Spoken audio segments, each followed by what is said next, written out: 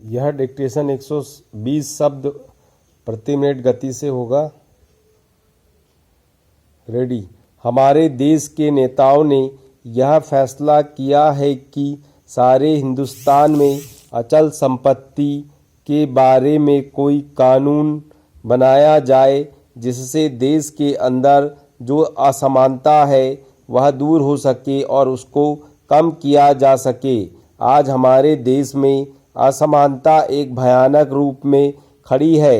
हालांकि हमारे देश के अंदर आय भी कुछ बढ़ी है, लेकिन इसके बावजूद हमारे देश में वह संतोष नहीं है, वह बुनियादी चीज़ें नहीं हैं जिसके बल पर हम इस देश में असमानता कम से कम कर सकें। यही कारण है कि यह प्रस्ताव आज यहाँ पर लाया गया है। देश की आर्थिक अवस्था का जो विवरण वित्त मंत्री जी ने हमारे सामने प्रस्तुत किया है वह संतोषजनक है। हम देश की आर्थिक अवस्था को मजबूत बनाने की दिशा में अग्रसर हो रहे हैं। विभिन्न क्षेत्रों में उत्पादन बढ़ रहा है, जिससे आशा की एक झलक दिखाई पड़ रही है। तीसरी पंचवर्षीय योजना के दौरान हम एक बहुत बड़ी धनराशि खर्च करने जा रहे हैं। यह भी एक आशाप्रद बात है। लेकिन अध्यक्ष महोदय, पिछले साल भी मैंने वित्त मंत्री जी का ध्यान इस तरफ खींचा था और आज फिर खींचता हूँ।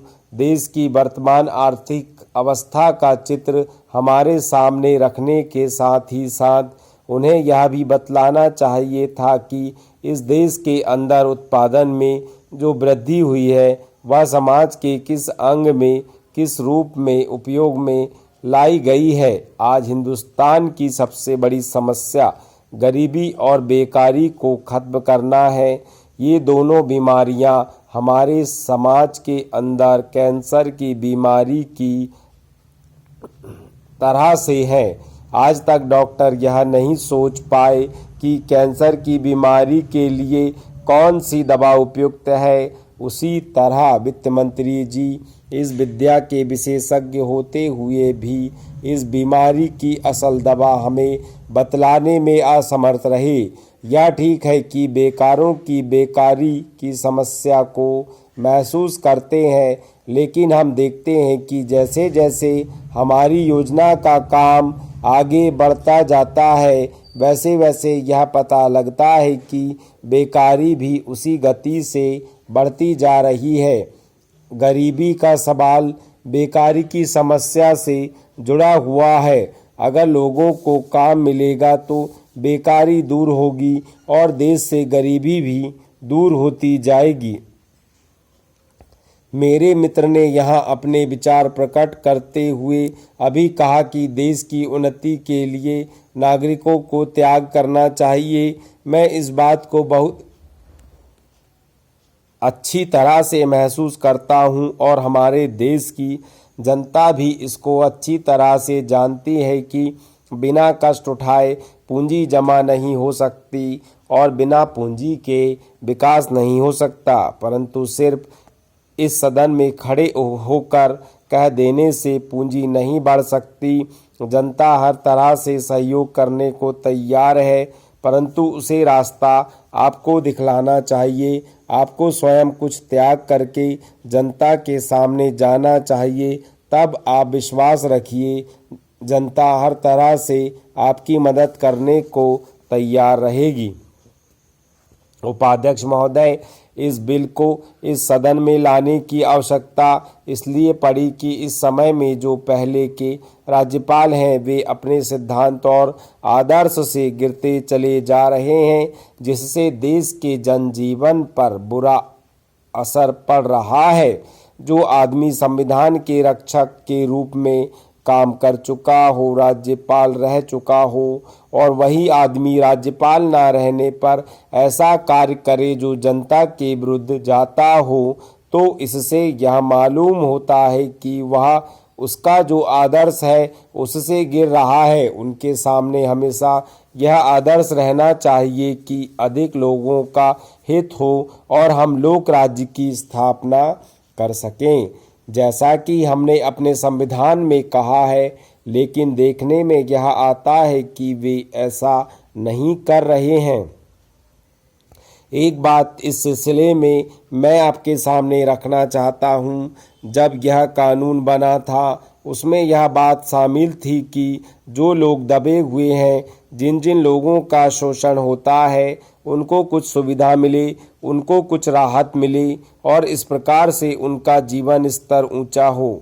यह बात सबको मालूम है कि भारत के जो अखबार हैं, उनके जो मालिक हैं, वे प्रायः वही लोग हैं जो धनी वर्ग से ताल्लुक़ रखते हैं तथा उनसे अपने हितों की रक्षा का कार्य भी करवाते हैं।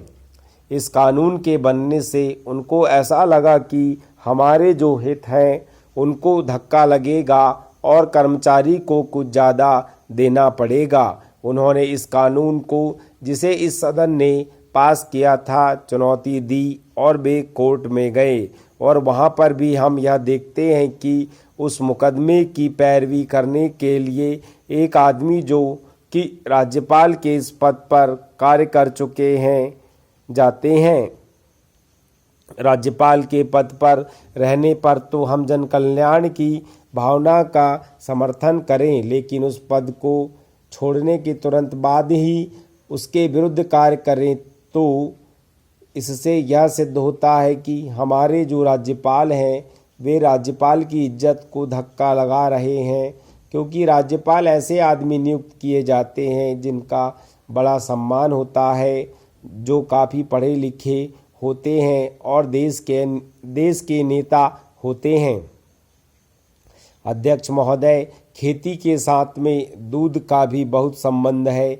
यह कहा जाता है कि इस देश में दूध की नदियां बहती थी। मेरे ही ज़माने में 1 रुपए का 20 सेर दूध मिलता था, परंतु आज उसका भाव बहुत अधिक हो गया है। आज हर व्यक्ति को दूध नहीं मिलता है। आज हालत यह है कि औरत को, बच्चे को, रोगी को दूध मिलना दुर्लभ हो गया है। मैं चाहता हूं कि हम अपनी योजना में जितना ध्यान उद्योग धंधों की ओर देते हैं, इतना ही ध्यान पशुपालन की ओर, नस्ल सुधार की ओर भी दें। आज हम देखते हैं कि अमेरिका और कुछ दूसरे देशों में दूध की नदियां बहती हैं। भारत में जो दूध की नदियां बहती थीं वे आज अमेरिका आदि में बहती हैं। हमारा देश निर्धन देश है। हमारे यहाँ के लोग फल फूल खाते हैं। बहुत कम लोग ही यहाँ मांस या अंडे खाते हैं। उनको यदि दूध घी भी ना मिले तो इसका क्या नतीजा होगा, इसका आप स्वयं अनुमान लगा सकते हैं। अमेरिका में एक गाय काफ़ी दूध देती है, जबकि हमारे यहाँ की गाय ज़्यादा दूध नहीं देती है। मैं आपसे प्रार्थना करना चाहता हूँ कि इस समस्या को आप ठीक तरह से हल करने की कोशिश करें, इसकी ओर आप पूरा ध्यान दें। मैंने आपकी रिपोर्ट को पढ़ा है, थोड़ा बहुत इस ओर ध्यान दिया जा रहा है। इसकी कोशिश हो रही है कि भारत की जनसंख्या 50 करोड़ है और 5 लाख से अधिक यहाँ गांव हैं। यहाँ पर इस तरह से काम नहीं चल सकता है। पशु की आबादी बढ़ानी चाहिए, उसकी नस्ल में सुधार किया जाना चाहिए। जब तक अच्छी गाय नहीं होगी तब तक काफ़ी दूध देश में नहीं मिल सकेगा।